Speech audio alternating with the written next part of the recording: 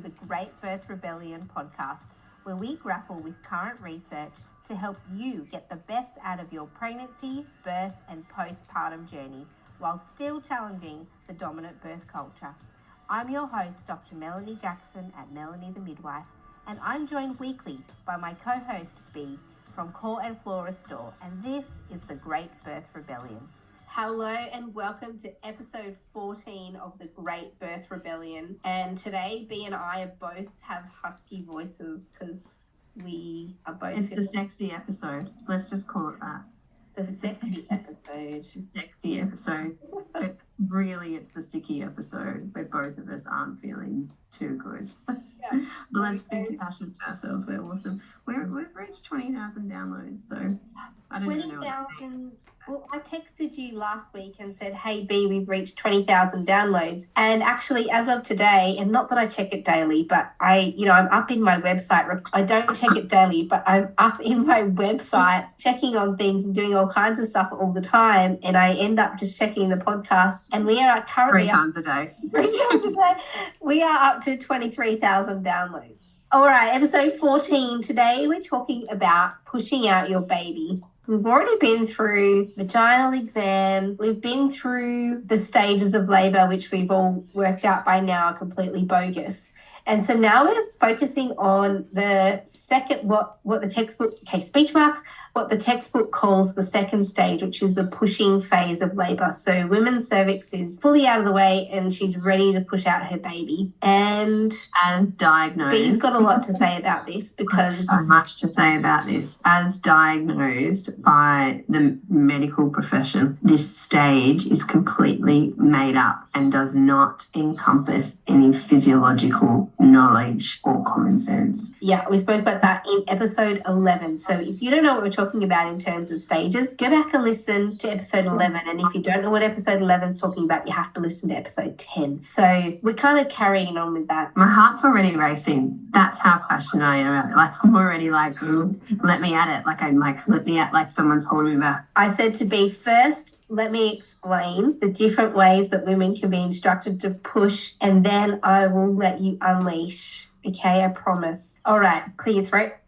We're ready. We're unleashing. So here we are. You've laboured. You're fully dilated. Your cervix is out of the way. The next thing your body is going to do is redirect the activity of your uterine muscle to start pushing your baby out, because the uterus has 3 layers of muscles and they all function differently at different stages of your labour. And so the initial contractions that you have are not interested in pushing your baby out. They're interested in pulling your cervix up and out of the way. But the contractions that you get and the activity that your uterus has at the part of your labour where your baby's ready to be expelled and pushed from your body, the activity of your uterus changes from trying to draw up your cervix to trying to push down your uterus and your baby. So here we are. That's where we're at. And we talked about as well in episode 11 that this stage can be governed by increased levels of adrenaline in order to give you the energy and power that you need to be part of that process and to be alert and ready for your baby. So pushing out your baby, there's many more, but if we start with the basics of talking about the 2 different ways that you can push your baby out. And this is for women. We're going to start talking about women who don't have epidurals because it's a really different situation if you do have an epidural. So there's 2 kind of techniques, I guess, but not techniques in speech marks. The first technique, and this is what you would do if you were just going with your body, is we call it spontaneous or physiological. Spontaneous or physiological pushing. And this is where you just follow your body, wait for it to do its thing, and where you start to feel an urge to bear down and you just go with whatever your body is doing. That's what we call a physiological or spontaneous birth of the baby in your pushing phase. And in that phase, all the practitioner does is give words of encouragement, reassurance, you're doing great, this is perfect, wonderful. There's no directing on how or when to push or how long to push for or when to start pushing or anything like that. It's all directed by the woman's body and she's encouraged to just go with her natural urges. Then there's the option of coached pushing, which is when I was a baby midwife, that's pretty much all I saw in the hospital was women being coached to push. And that can happen in a few ways. Sometimes it happens if the midwife's done a vaginal exam and discovered that the woman's fully dilated. She'll go, great, you're fully dilated. It's time for you to push. With the next contraction, I'm going to tell you when to push. And they usually count to 10. So they'll say, okay, push, push, push, push, push. 1, 2, 3, 4, 5, 6, 7, 8, 9, 10. And then the woman pushes and pushes and pushes. And they encourage them not to make a sound out of their throat and to like put their chin to their chest, knees to their nipples, and push in what I call the stranded beetle position. And so this is coached pushing, where the women are not encouraged to wait for a natural urge to push or go with their natural urges. And so there's been research on this. But before I go any further, B, that's what I want to say about the 2 different options to start with. Go. Myself, and I'll just let you talk. I'd say there's 2 more options on top of that. The third is, and you did a great push, push, push, push, push, push, push, push, push, push, push. Sounds like hens. I just want to say here, as with everything, we're always, no one turns up to work and goes, I really want to mess someone's birth up today, right? And in some situations, we do things, and when we reflect back, we're like, oh, maybe that wasn't good. Or sometimes you're like, maybe I needed it. And I remember this first birth, one birth I was at when I was a new grad. I was looking after a really young woman, and this old midwife came in, and I was telling the woman, just go with your body, just listen to your body, do your thing. As I was being the midwife I wanted to be. And this older midwife came in and pushed this woman, and this young woman, you know, she was 16 at the time, birthing her baby, and she was so thankful to this midwife who I couldn't stand. Like, I hated working with her. And in that moment, it was such a great experience to have in my early career, because I realized that you don't always get to be the midwife you want to be. You have to be the midwife that the woman needs you to be. So if you've had coach pushing her, I just want to say, I've done it.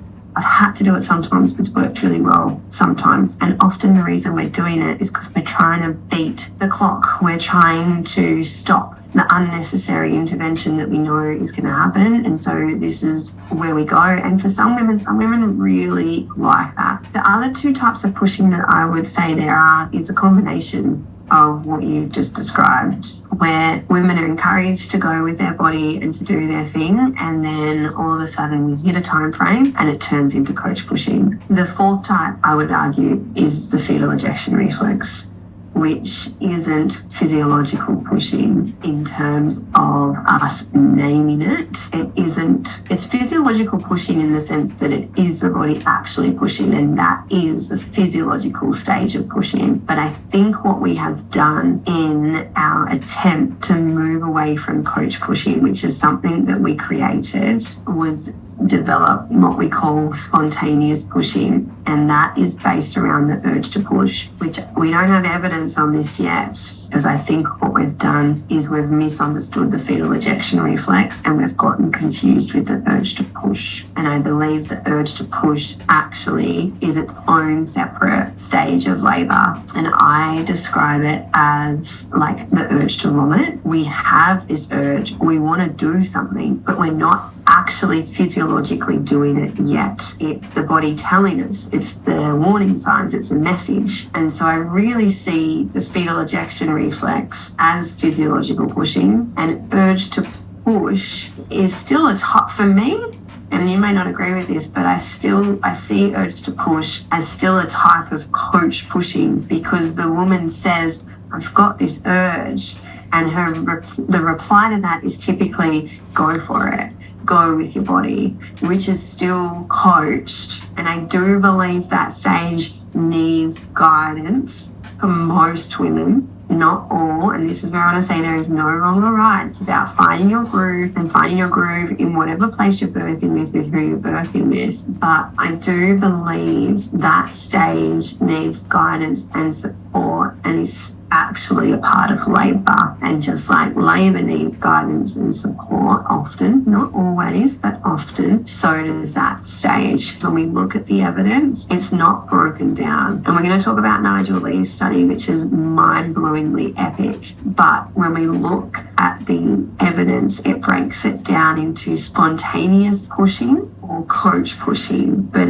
it doesn't really ever look at, well, did she experience the fetal ejection reflex? And I would argue the fetal ejection reflex is something we really don't understand very well. And I'm really passionate about this because I'm so passionate about issues like prolapse and incontinence and diastasis recti, because when you are coached to push in any form of coach pushing, you are pushing your baby out with the pelvic floor. Now, where does the pelvic floor lie in relation to your baby? Underneath it. Why would we try and push with something that is underneath our babies? So what's happening there when you're coached to push is you're bearing down. So what you're trying to do is increase intra-abdominal pressure, so the pressure in your core unit to push your baby out. And what we forget by doing that is that the uterus is designed to push the baby out, which makes complete sense because the uterus encompasses your baby. And so it's pushing down in like a plunger movement. Whereas when you're coach pushing, you're straining through the pelvic floor. And so coach pushing is the equivalent of straining and forcing the poo out or forcing a wee out. It's that bearing down. So if you're doing that for 2 or 3 or 4 hours, what is that going to do to that area in terms of not just the muscle, but the connective tissue as well? And so often we've grown up hearing about bones and muscles. We've not heard about connective tissue.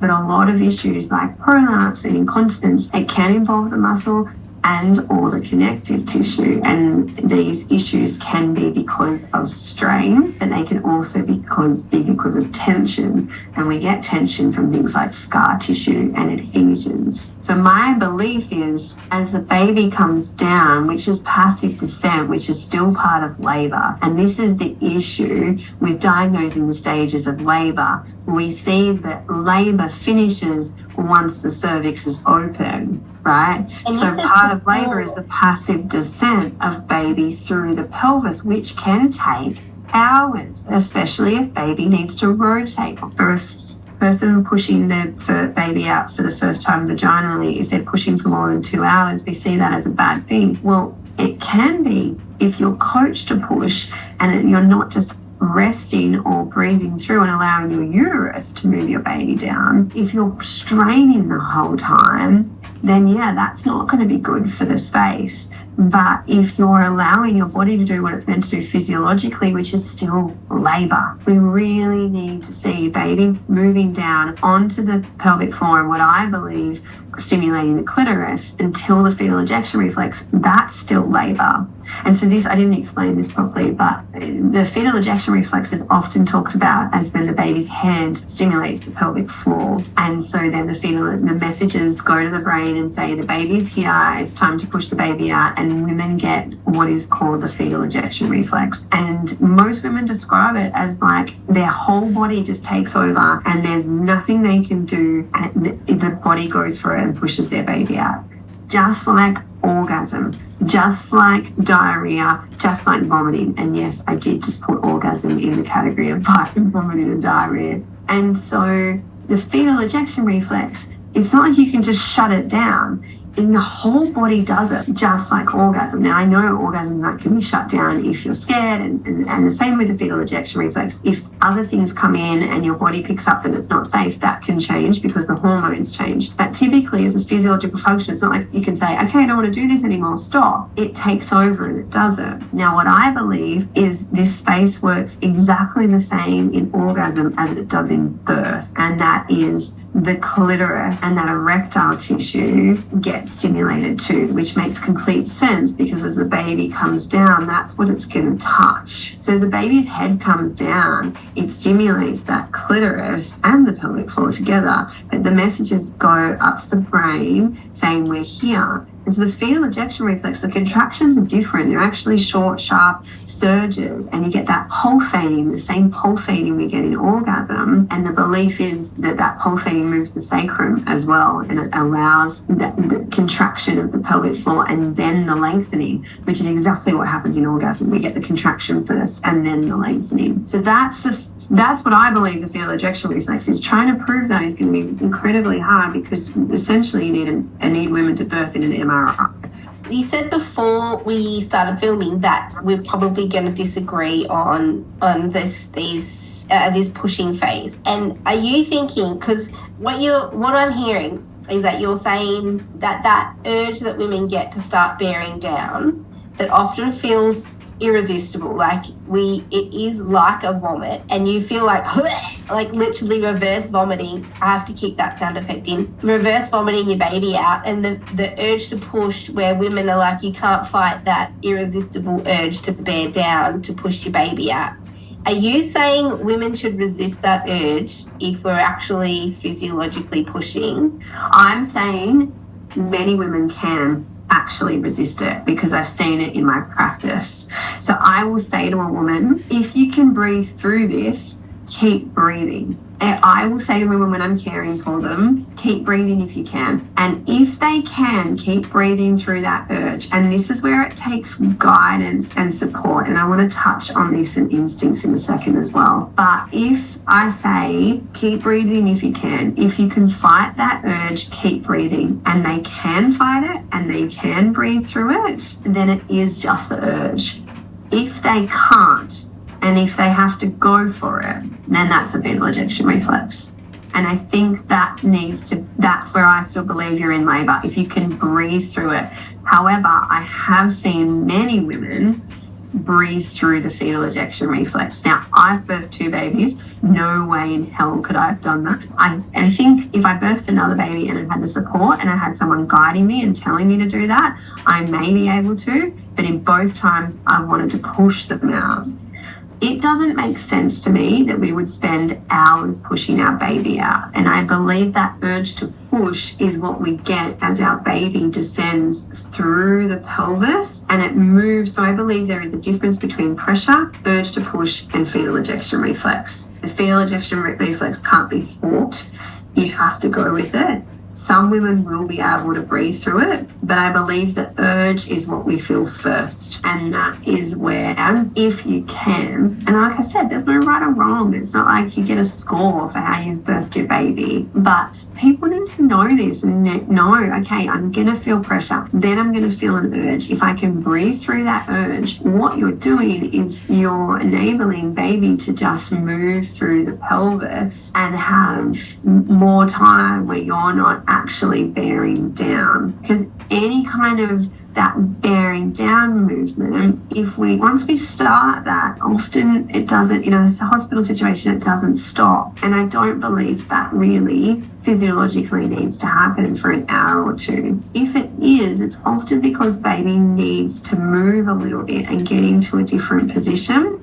And if you're bearing down, then everything's constricted and contracted and there's less space. Like we talked about before, you gave a beautiful example of coach pushing. People are told to put their chin to the chest, not make any sound through their throat, and really grit their teeth. Now, if you think about the connection between the throat and the larynx and our vaginas and the jaw and the hips, right? And this is why we speak so much about making noises like horse's breath or and good labour sound like they're having good sex. It's to soften and open around the jaw and the mouth and the throat, which then has a flow-on effect to soften and open around the pelvis. So if you're doing any kind of bearing down, then that is going to play out in the pelvic space. But for a baby that's in a perfect position and is fitting through the pelvis optimally, that probably won't have an effect on that baby. But if that baby still needs to rotate as part of its labour process, as part of its mechanisms, there is now less space. And whilst we're probably only talking millimetres, that makes a difference for babies. And so really trying to soften and open that space. And this is why I love encouraging people to breathe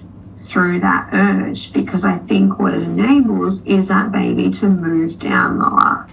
I don't want to sit here and go, this is how you have to birth, and if you don't do it, it's not right. I'm not saying that. But in terms of my headspace, trying to think of protecting the pelvic bowl in births. And I think a lot of what happens, and this is going to probably really grind people as well. Some of it's going to sit well with you and other times it's not, and that's okay. But a lot of what happens to people that are pregnant is we encourage them to listen to their instincts. And for some women, being told that, they may have been told that for the first time ever while they're birthing. And I can remember I was at a home birth conference, and we had a home birth retreat in the Blue Mountains with Lisa Barrett. And she was the first ever midwife to tell me, don't ever ask a woman if she has an urge to push, because you put it in her head. Wait until she tells you. And that was one of the coolest pieces of advice I could pick up early in my career. Now, as a baby,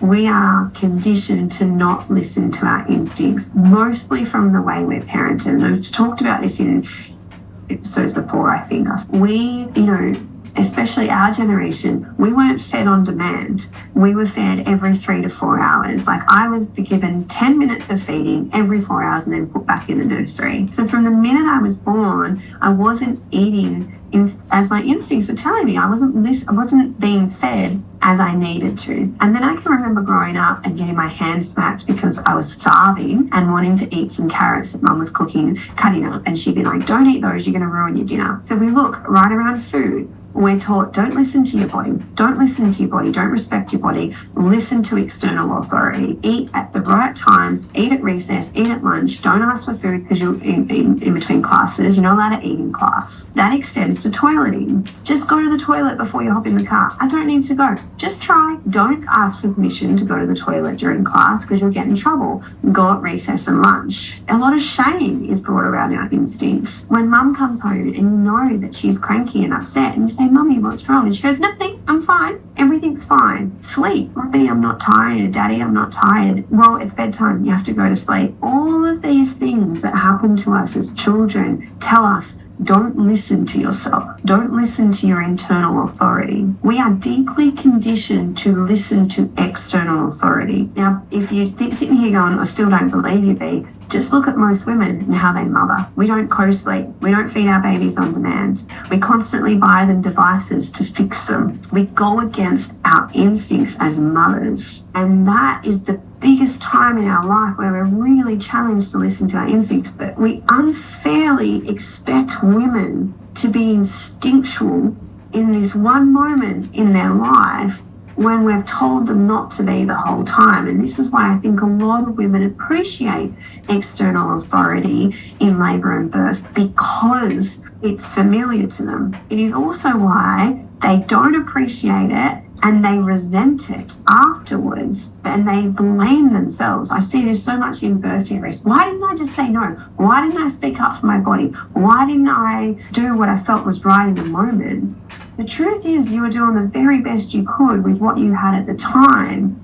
The very best we can is to be good. This is where the good girl syndrome comes in. And so in birth, we want women to listen to their instincts. We want women to be guided by their body. That can take either a lot of work beforehand to get there if you're going to birth without anybody that is looking after you, or a hell of a lot of an epic birth support team that can enable you to feel safe enough to do that. And this is why so many women feel uncomfortable with birth, is because it takes you to your rawest state, and it's telling you, listen to me, but there's still those conflicts, right? It is so, birth is so instinctual. And for many of us, that can feel incredibly unsafe because we haven't had safety around our instincts. We've been told for 32 years that our instincts are wrong, because I think so many women hear their instincts in birth and they go against them because they're being good girls, and you haven't failed, you haven't done anything wrong. But often that's where our thought processes go, because again, that's what we're told. If you don't get what you want, then it must be your fault. And that's, again, how we've been conditioned and isn't true. So I know that was a very big explanation. I told you I was passionate about that. But that is where, knowing, okay, there's a pressure, then there's going to be an urge, then there's going to be the fetal ejection reflex. And that urge and the fetal ejection reflex combine. It's not like they're clearly defined as this is when it stops and this is when it doesn't. But as a midwife, women have always been guided in birth by other women. And typically they've been women that have held the knowledge. They've been the midwives. Like midwifery is the oldest profession that there is. And women need that in labour. Not all women, but most women, we want to be held. If you're ever going to be held and nourished and supported at any time in your life, that transformation from woman to mother is the epitome of being nourished and supported at that time. If you're going into a system that is offering you fragmented care, which means you don't know who your care provider is and you don't have a doula, then this knowledge is really important for you and your birth support person to have. But I don't believe there is a cutoff and it's like, right, that urge has stopped and now it's a fetal ejection reflex. I do believe it's blended. There's no right or wrong. It's just doing what works for you in the moment. So yeah, I do believe the urge to push is different to the fetal ejection reflex.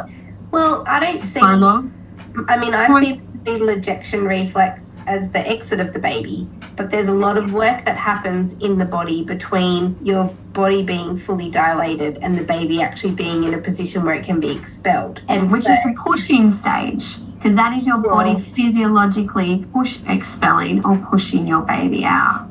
Right. And in that work, I believe that's where the urge to push comes in. Well, so women get an urge. So I do think you're right. I think there's a lot of points where we're going to disagree in this discussion, mostly because for 14 years, I've been watching women push their babies out or bring their babies out. We don't even need to say the word push. Bring their babies out without my guidance most of the time. And I think that giving anybody any kind of guidance in the pushing phase of their labour is a form of intervention, in a sense that if they're going with their body and their body's asking them to bear down and I stop that, what am I interrupting? And I'm telling them not to go with that. Did I just bring them into their mental brain where they're like, oh gosh, my body's telling me to do one thing, but my midwife is telling me to do something else? And I feel like that would be me intervening and telling them not to go with their body and not to follow their instinct.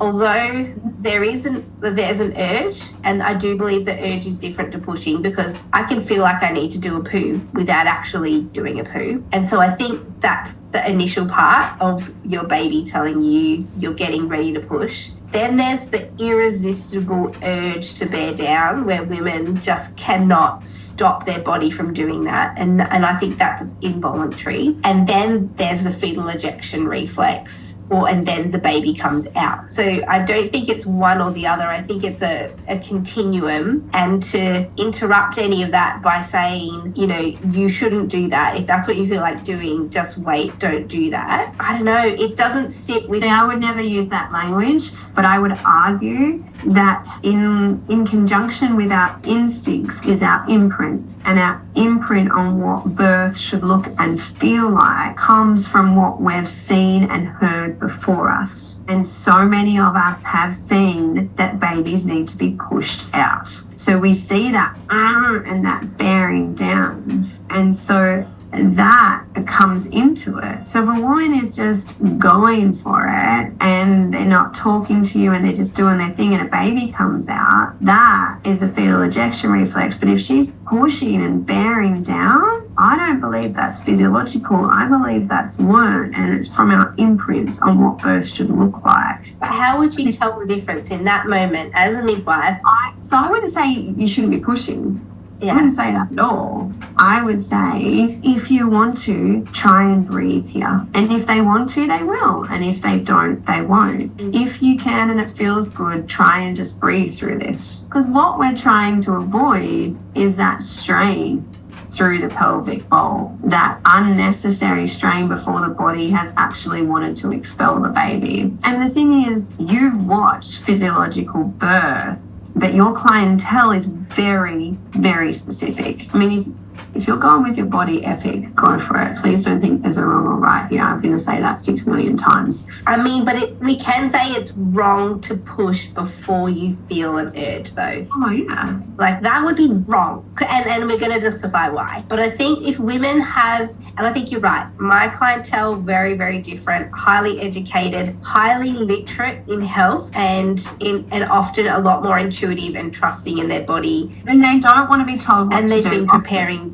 for birth. And they want to trust their body and they want to listen to it and they want to go for it. Yeah. So I feel like interrupting their process, if someone starts to like make, there's that bear down noise, like the noise where you go, oh yeah, she's about to have a baby. And then the expulsion of the baby is as a result of the fetal ejection reflex. So I do think if a woman starts pushing before feeling like her body's doing that, that would be not on point. I wouldn't recommend that. That's what happens to so many people in the system because they're diagnosed as being at the pushing stage, which is called second stage, which is purely defined by what the cervix is doing, and it takes in no consideration as to where the baby is in the pelvis. But I think letting that baby come down, I mean, it's interesting. It's only something I've really thought about in the last couple of years, and then just started playing with and just saying to people, if you want to breathe, go for it and breathe.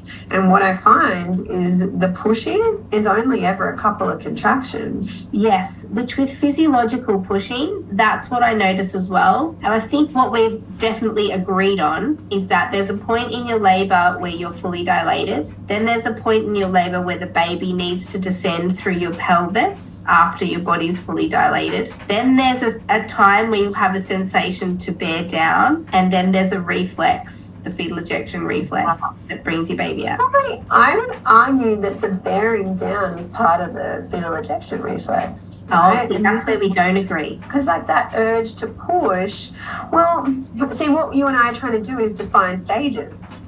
Well, only because you're saying, the only reason I would think that this would need definition is that there's a point in someone's pushing stage where you would be asking them to do something different to what they were doing. So if I don't need to define it for me personally, because I have never said to a woman, it's time to just breathe through that sensation now. So I don't need to define it for myself. But I think if we're suggesting that women stop doing something that they feel like doing, then we need to kind of have an understanding of where they're up to in their labour to be able to accurately give them that information. Whereas if we're not going to give them any guidance, if we just let women go with their complete urges, then we don't need to know where they're up to. I think why I came to this is because I saw a lot of women say, I've got an urge to push, and it would only be there at a peak of the contraction. It wouldn't be there the whole way through. And what I see, and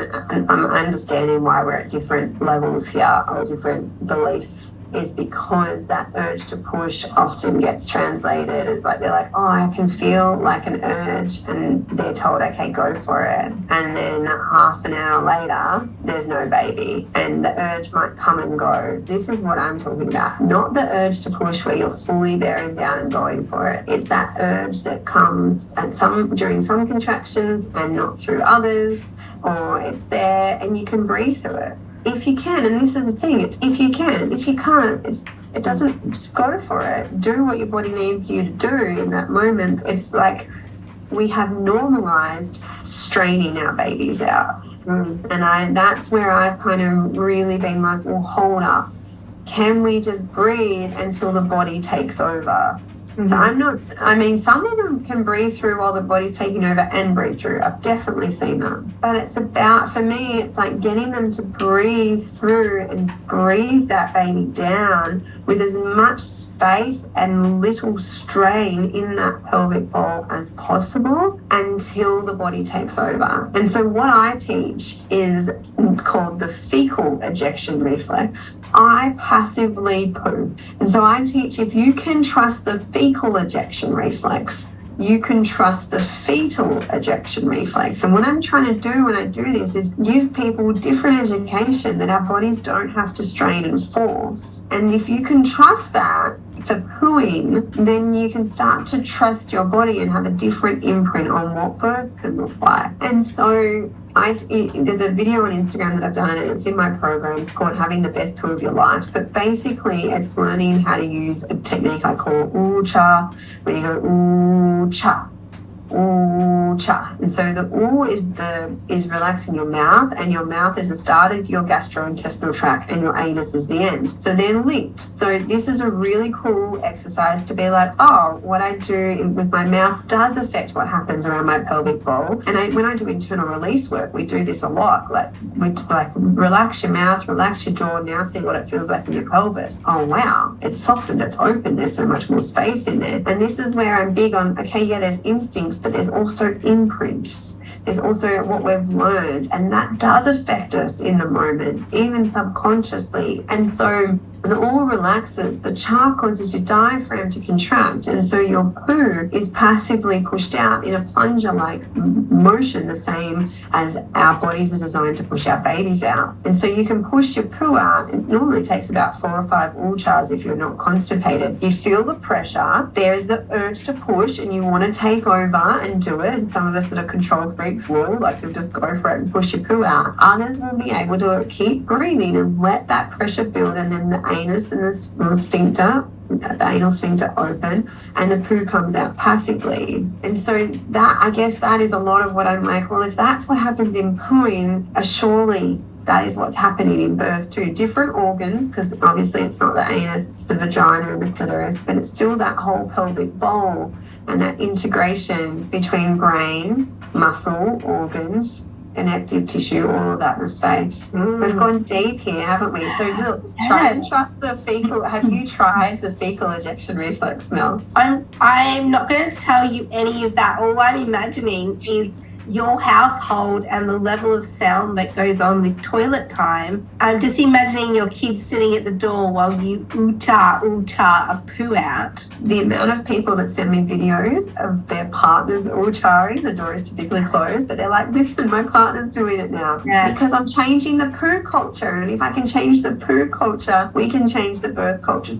Yes. And I think the take-home message here for women is that you're not ready to push when you're fully dilated. And so if someone checks you and you're fully dilated, they say you can push now, that's not the time. The time is once the baby started to descend, and there's some kind of, and this is maybe where the grey area is with what B and B are talking about, is when is the time to trust your body and go with it. B saying breathe until your body takes over. I feel like that's a nice way everybody could identify that. Like if you're thinking to yourself, maybe I'll just try and push the baby out and see what happens, remind yourself, just breathe till my body takes over. So then what we're saying is don't just start pushing because someone else told you or because you think you should, because also you're in your brain when you're doing that, you're not in your body. So you've got to be really in touch with what's my body trying to do here. If your body's not trying to push your baby out, it doesn't matter how much effort you put behind your baby's not going to come out without the action of your uterus. And I would argue there, if you're thinking about it, which means you're in your prefrontal cortex and you're questioning it, then it's not the time. Exactly. Because your body hasn't taken over, which means you can still breathe. Yes. So let's talk about that then. What we were talking about was spontaneous or physiological pushing. So that's what me and B are talking about, and we're arguing about the finer details of when should we push. But what we do know is we don't push when we don't feel like it. And I think that's a good basic rule. Keep breathing till your body takes over and you can't deny it any longer. So if you're confronted with a practitioner who's like, right, it's time to start pushing and you're not feeling it, it's okay to say, look, I'm going to wait till I feel like pushing before I start. And again, this is women who don't have an epidural. Epidural is different. So if we look at the research on this, there was a study done by Nigel Lee and crew, and actually the crew is worth mentioning.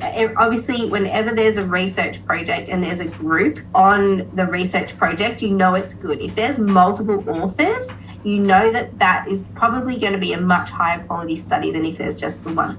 And I recognize a few of the names here. Yu Gao and Sue Kildare were also on this study, and they are heavy hitters, big head honchos in the research world, along with Nigel Lee. There was another author which I didn't recognize the name, but it's Lauren Loltz. So shout out to Lauren. I'm sorry I don't know who you are, but if you were with Nigel and you and Sue, then you must be... You're an honorary Great Birth Rebellion. We already made you an honorary Great Birth Rebellion member. Absolutely. So these guys did some research, and the title is Maternal and Neonatal Outcomes from a comparison of spontaneous and directed pushing in the second stage. So they compared maternal and the outcomes for mums and babies for women who just spontaneously pushed, went with their urges, weren't directed to do anything, just did what they felt like doing, to ones that were directed pushing. And this article, again, is going to be in the folders for you to have a read of, and it's already in episode 11 and episode 12 folder as well. But in this article, Nigel and crew give a really beautiful definition of each. So directed pushing involves a response from the woman to the instructions given by the midwife or support people.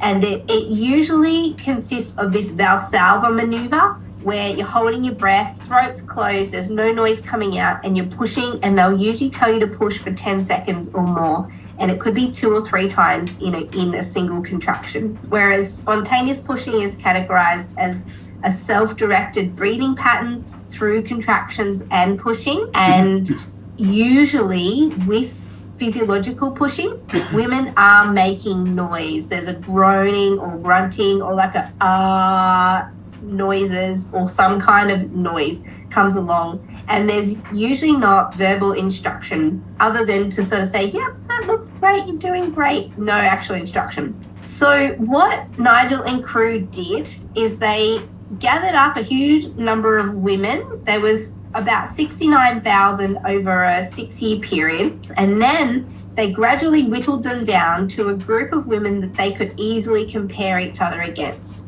So they ended up eliminating a whole people who didn't match their criteria. So women who had assisted vaginal births with vacuum or forceps or epidurals. So basically any woman who didn't have the baby come out without assistance was not included in the study, nor were women who had epidurals. Then all the women had babies that were full term, that were head down. So they only included women who had no epidurals. The babies were head down and full term, and these women progressed to an unassisted vaginal birth without a vacuum or forceps. So when they took everybody out, they got to about 19,000 women.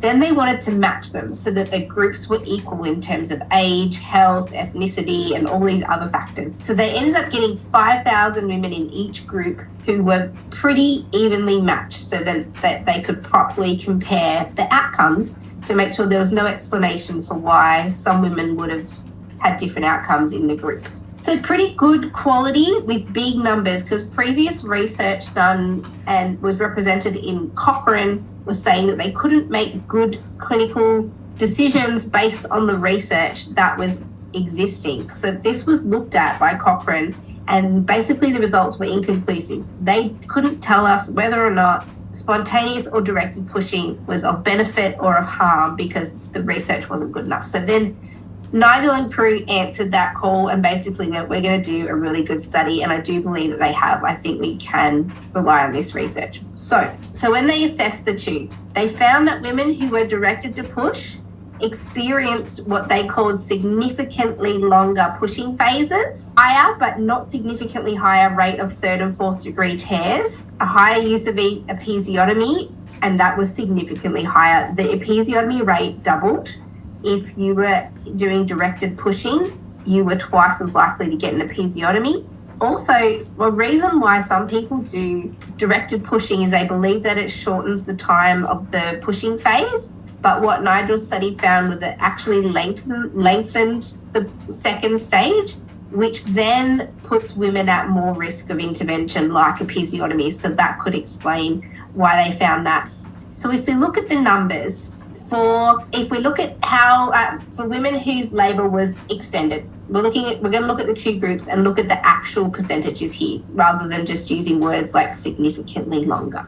So for first time women having their first baby, if they were not coached pushing, 2% had a prolonged second stage, so over 2.5 hours. If they were directed pushing, 3.4% had a prolonged second stage. if you'd had a baby before, 2.6% of women in the undirected pushing group had a prolonged second stage, but this was significant. If you've had a baby before and you've been directed to push, 7.2% of those women had a prolonged pushing phase compared to 2.6% if they were just allowed to push by themselves. 5% more in the directed pushing. Third and fourth degree tears, there was a difference, but it wasn't considered very significant. So around 5% in the undirected pushing and around 7% in the directed pushing for first-time mums, and it was very similar percentages for women who'd had babies before. Now, this episiotomy rate is what gets me. Okay, if you're a first-time mum and you just do physiological spontaneous pushing in the hospital, this is a hospital stats because this is not women who are having home births or private midwives, you'd have a 13.6% of you would have an episiotomy.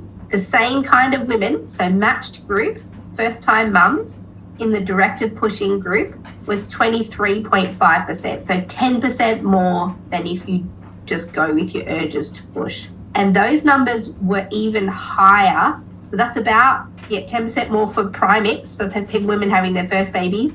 For multips, women having their second babies, 4.8% had an episiotomy in the spontaneous pushing group. In the directed pushing group of women who had babies before, 12.5%. Closer to 3 times the amount of episiotomies. So for women, their labours, their second stage pushing phase is longer and they've got a much higher possibility of having an episiotomy if you're subjected to directed pushing. That's the mums. Now the babies, I won't go through all the stats, but if you want to see exact stats, actually, I have a YouTube video on my YouTube channel. Just go to Melanie the Midwife on YouTube, and there's a whole YouTube channel which gives you graphs and visual diagrams of this chart that I'm reading from now for the podcast.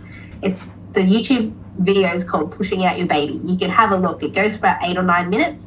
It's this exact study and it'll give you a visual representation of what I'm talking about. And if you want to see these stats as well, look at the research paper that we'll put in the mailing list folders for those who are on the mailing list. So basically though, if you are, I don't want to say the victim of directed pushing, but if your clinician uses directed pushing and that's how you get your baby out, your baby has almost double requirement to be resuscitated after birth. Again, about a 1% increase in the number of babies who need to go to neonatal intensive care unit, and a slight increase in low APGAR scores, which is a score that we give your baby about its condition when it's born. So basically what we know from research and I believe good quality research is that directed pushing doesn't benefit women and it doesn't benefit babies. And so it's absolutely okay to stop diagnosing the pushing phase and to let women do what they need to do.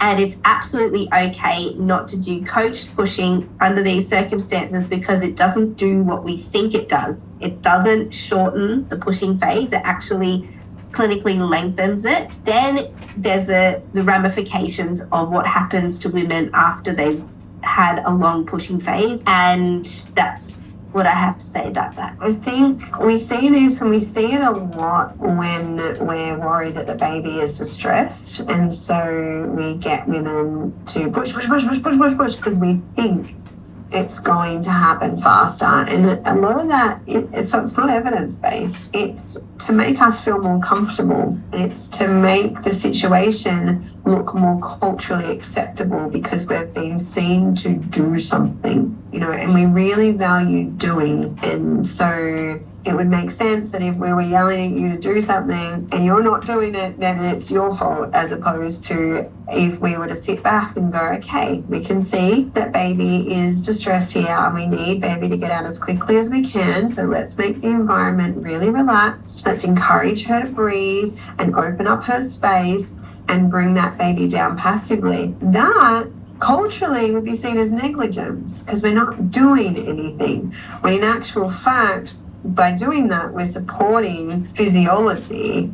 And I mean, there hasn't, I haven't found any evidence on this. I don't know if you have, Mel, I haven't looked for it, but we have this knowledge now about Kiko, knees in, calves out, and how if we just look at the shape of the pelvis, the position that we're in, because most women are coached to push on their backs with their knees up in stirrups, and what happens there is you don't allow the mid-pelvis to open up very well, because for the mid-pelvis to open up, and the baby's in the mid-pelvis when it's still doing that backwards and forwards movement.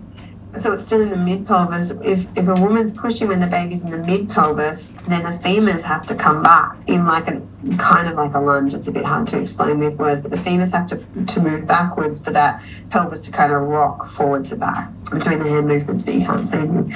We know the baby is at the outlet when it stops moving backwards and forwards. And so that position for the outlet, where the baby comes out through the vagina, the entrance to the vagina, the knees in, calves out, opens that up. But if your legs are in stirrups, your knees are out. And so what we're essentially doing when we want to get a baby out quicker because we're worried about its condition, whether it's stressed or not, we are closing off the outlet. We are coach pushing, which we now know increases fetal distress, increases the stage of pushing. None of it is evidence-based. I mean, I feel like if we just leave it alone, guys. Leave it alone. That's pretty much the rule with labour. Leave it alone.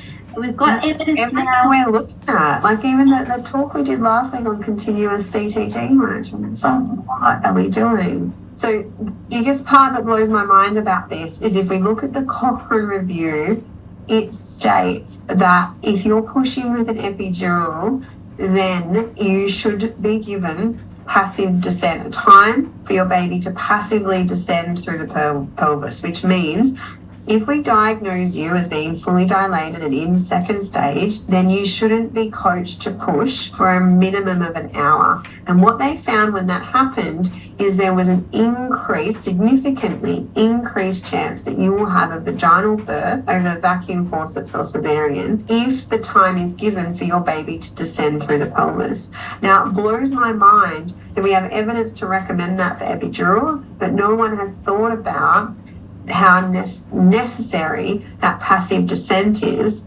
for labour without epidural. And essentially that's what Nigel's showing is the difference between coach pushing or not. But how have we gone, oh yeah, let's allow this baby to move through the pelvis without trying to push it out when there's an epidural? How is that different when there isn't an epidural?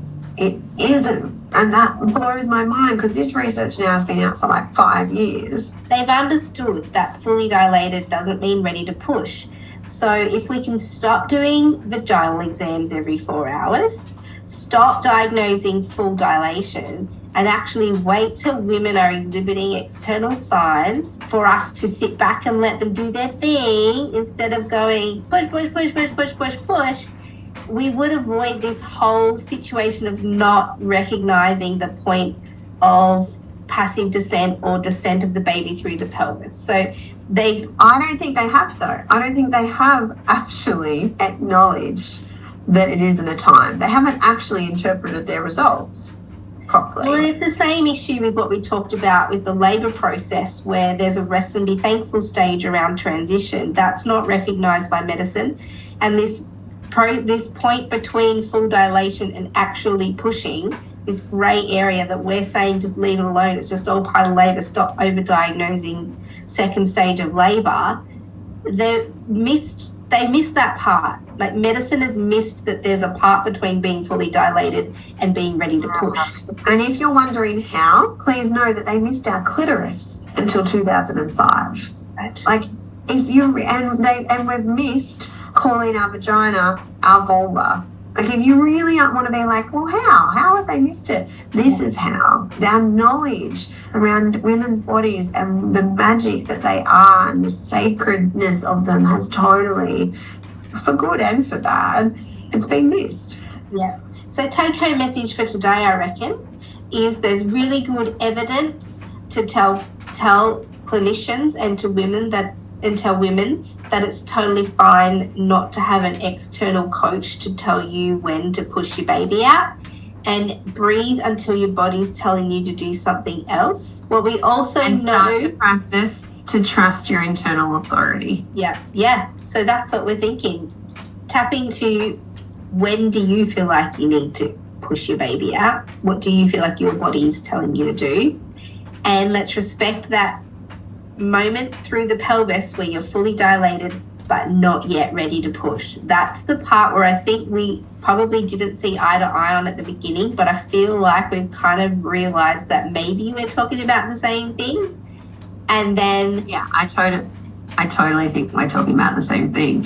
It's just in practice, you typically look after the very much the same woman, whereas I have looked after a huge variety of women, and so it's about I'm a different midwife at every birth. There's a lot of barriers for midwives in a hospital system to allow women to just go with their physiological process. There's also a lot of barriers for women, so women might have to actually stand up against the instruction to start pushing, and this might be a point where women need to actually inform their care provider that they're actually planning on waiting to push their baby out, so that because they don't want to be coach pushed. And this is where birth mapping is really important, where you're like, okay, if I get to the stage where I do have a vaginal exam and I am 10 centimetres and I don't have an urge to push, I don't want to be coached. And this is around informed decision making rather than consent, because consent is implying that you're going to adhere to the policy. Yeah. I think we've got it, B. We will see you in the next episode, Epic Ones. Yes. See ya. Thanks for listening with us today. Don't forget to subscribe to our podcast on your favourite podcast platform and join our mailing list at melaniethemidwife.com. Mel sends out weekly emails with access to all the evidence we use in this podcast. You can find out more about Mel at melaniethemidwife.com and find out more about me, B, at coreandfloor.com.au. We can't wait to bring you next week's episode of The Great Birth Rebellion. Yeah!